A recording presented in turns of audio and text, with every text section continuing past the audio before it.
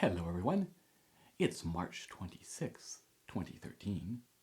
It's Tuesday. It's Harp Tuesday. Sorry I didn't get an episode out last week, been extremely busy, and I still have this episode planned on dealing with difficult sections to finger and just difficult sections in general. But still have some prep work for that episode, so my plan is to do that next week, try to do 2 consecutive episodes and kind of get back on schedule, so to speak.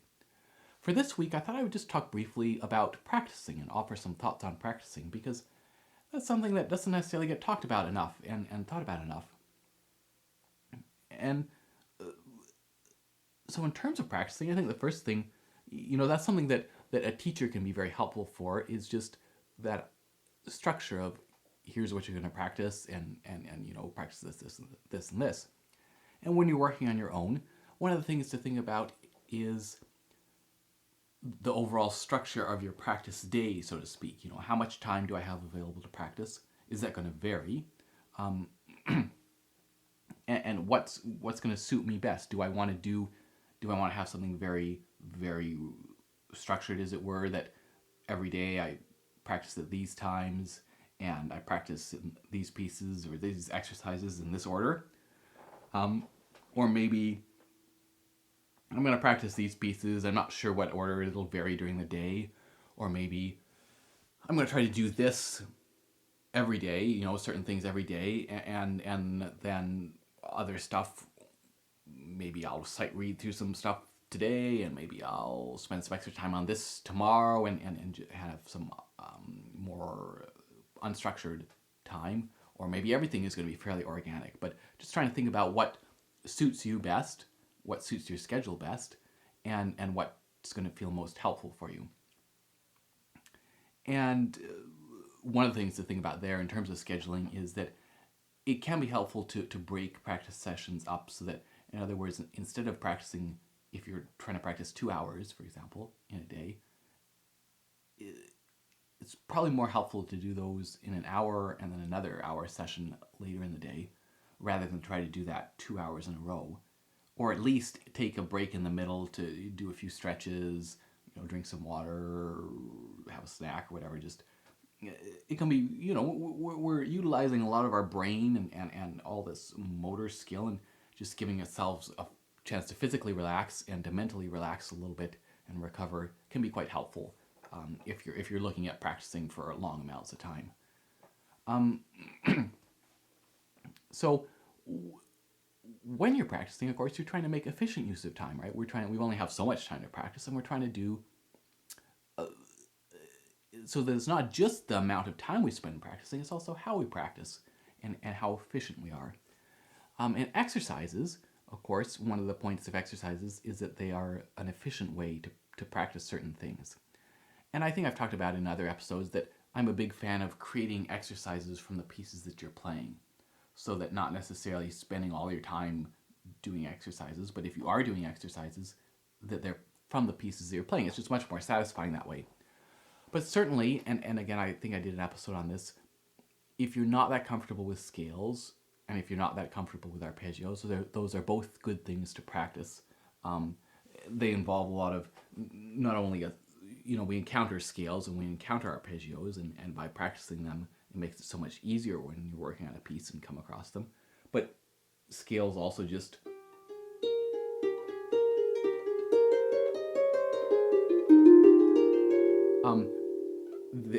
have the crossing over and under, which we get a lot of, right? Good practice for crossing over and under.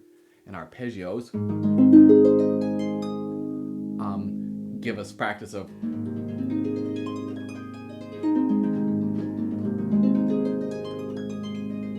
leaping around and the chords, seeing this chord structure and shape and inversions, and just good stuff. So both of those are certainly worth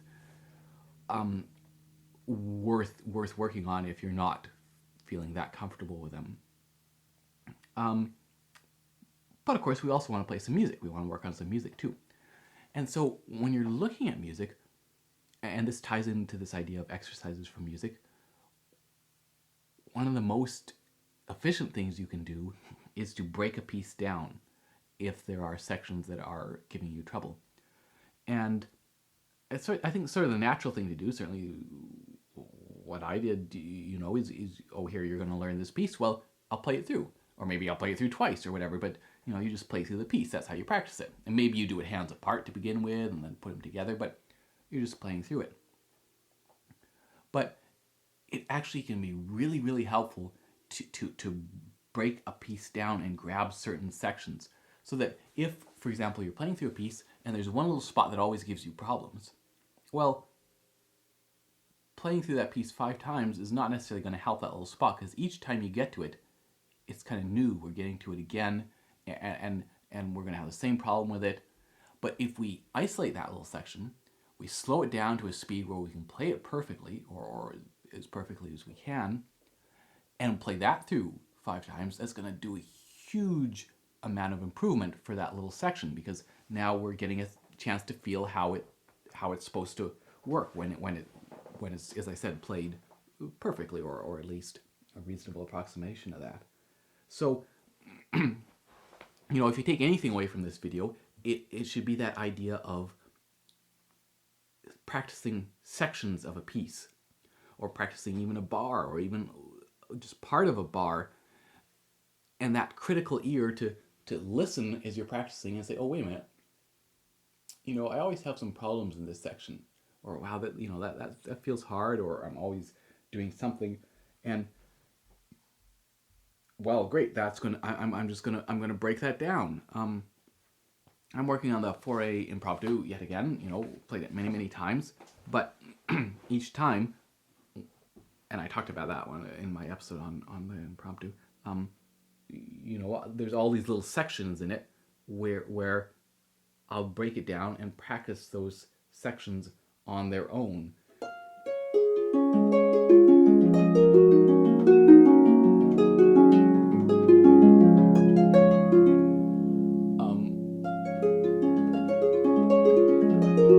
And doing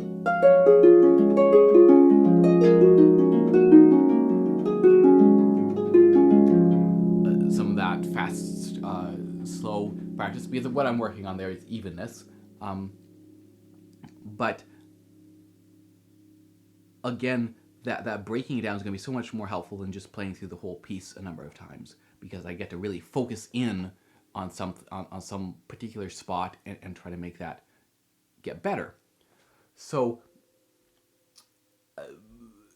let's see, I did that episode on Scarborough Fair the other day, and the sort of the second half of the piece is quite a workout for the left hand. So that would be, and I think I talked about it there, where you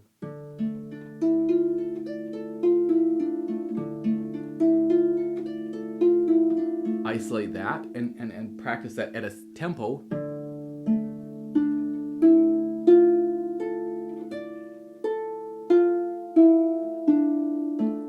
that is comfortable, and you might isolate even further. Maybe it's the turnaround at the top that's giving you problems.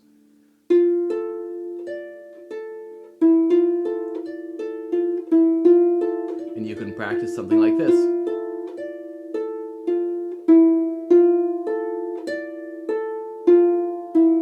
Maybe it's the crossing over and under.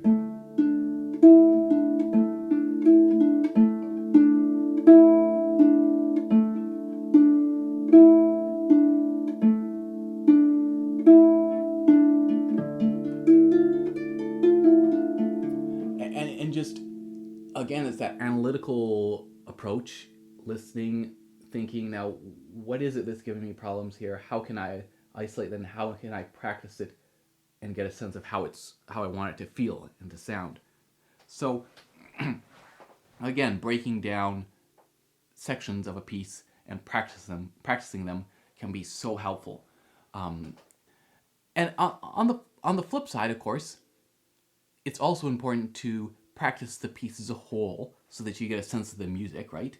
And how the structure of the overall piece works, right? That fact that it's saying something, it's not little section, that they are connected. We definitely want to feel that. And just as I talked about in my episode on playing fast, while a lot of the time we want to be playing slow enough that we feel in control, and we can be playing it, an approximation of perfect, to really get that in our hands. Some of the time we do want to be practicing pushing for speed and getting it to tempo, getting it past the tempo perhaps that we want to eventually play it at, just to build that awareness of what that feels like, and to push ourselves sometimes. So anyway, playing around with all those things when you're practicing, right? Doing some slow work on a section, trying to play that section fast, trying to get the whole piece going. And again, it's just think about it. And this is where teachers can be helpful. So when you're working on your own, you have to be your own teacher, right? You have to kind of think about these problems and think about ways to approach them. And one of the really helpful things for that is to record yourself.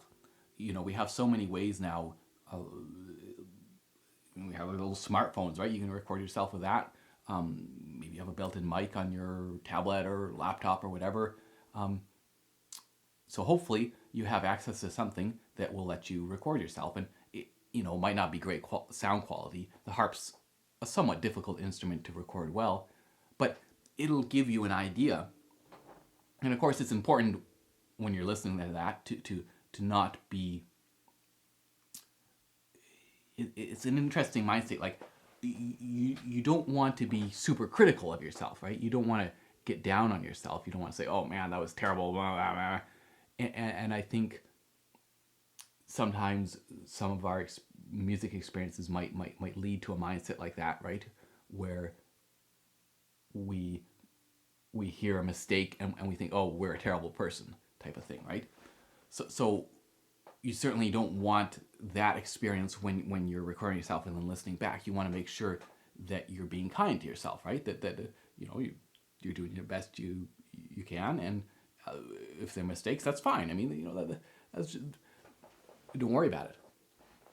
But at the same time, of course, you do want to worry about it in the sense that you want to be listening to think about, how can I make this better? Am I playing this the way I want to? And oh, wait a minute, this section there is not quite as good as I would like it. What can I do to make it better? And it's kind of that it's like tasting the soup and well, leaves a little more of this, a little more of that. It's not too bad. Just that sort of critical listening without being harsh. So anyway, I just think that recording yourself can be so helpful, because it's hard when we're playing to listen in the same way that we can when we're not playing. And of course, you want to build that up too, that ability to listen as you're playing and be aware of what's happening. But it's so much easier when you are not involved in playing and can devote your whole attention to listening to something. And again, that analyzation, that idea of, oh, I always have trouble when I'm practicing this one particular spot. Well, what exactly is it that's giving me problems? Is it the right hand? Is it the left hand? Is it some buzzing thing? Well, what's buzzing? What can I muffle it earlier? Can I sneak my finger in? Can I use a different fingering? And sometimes it can be just where you're looking with your eyes, right? Can you change where you're looking with your eyes, and that makes something easier? Maybe it's something to do with technique, but also maybe it's just something to do with oh, right, that's a little, that I find that difficult. I'm going to isolate that and practice it some more, right? Maybe I'm doing this, or something that I'm finding a little bit difficult, and oh yeah, okay, well, let's just isolate that and work on that. So I guess again, that idea of being efficient, right? Of trying to make the best use of your practice time, and to be your own teacher in that sense of developing that critical sense of, oh, aha, here's something I think I can work on more, and that's going to make the whole piece better. Anyway, so just a few things to think about in terms of practicing, and hopefully that was interesting. And I will see you next week. Cheers.